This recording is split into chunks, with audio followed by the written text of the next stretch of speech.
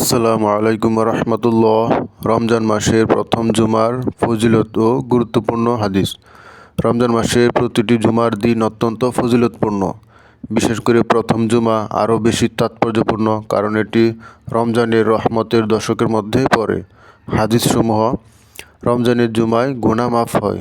রাসূলুল্লাহ সাল্লাল্লাহু আলাইহি ওয়াসাল্লাম বলেছেন, যে ব্যক্তি ঈমান ও ইখলাসের সঙ্গে জুমার নামাজ আদায় করে, তার এক জুমা থেকে আরেক জুমা পর্যন্ত এবং অতিরিক্ত 3 দিনের গুনাহ মাফ করা হয়। সহিহ মুসলিম 233। রমজানে প্রতিটি জুমা ইবাদতের সুযোগ। নবী রাসূলুল্লাহ সাল্লাল্লাহু আলাইহি ওয়াসাল্লাম বলেছেন, রমজান মাসে এক ফরজ ইবাদতের অন্য মাসের 70টি ফরজের ইবাদতের সমান। সুনান ইবনে মাজাহ 1638। রমজানের জুমার নামাজ ও অন্যান্য আমল করলে আরও বেশি সওয়াব পাওয়া যায়। জুমার দিনে দোয়া কবুলের মুহূর্ত।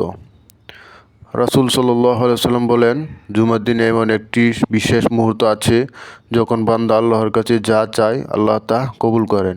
সহিহ বুখারী 935, সহিহ মুসলিম 852। রমজানের প্রথম জুমা রহমতের বড় সুযোগ। হাদিসে রয়েছে, যে ব্যক্তি রমজানের প্রথম জুমা আন্তরিকতার সঙ্গে আদায় করে, আল্লাহ তাআলা তার আগের গুনাহসমূহ ক্ষমা করেন। তিরমিজি হাদিস নাম্বার 769।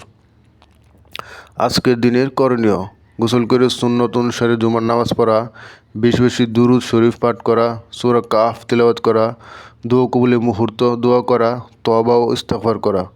আসুন আমরা আজ রমজানের প্রথম জুমার ফজিলত কাজে লাগিয়ে বেশি বেশি ইবাদত করি এবং আল্লাহ রহমত লাভের চেষ্টা করি। আল্লাহ আমাদের সবাইকে ক্ষমা করুন। আমিন।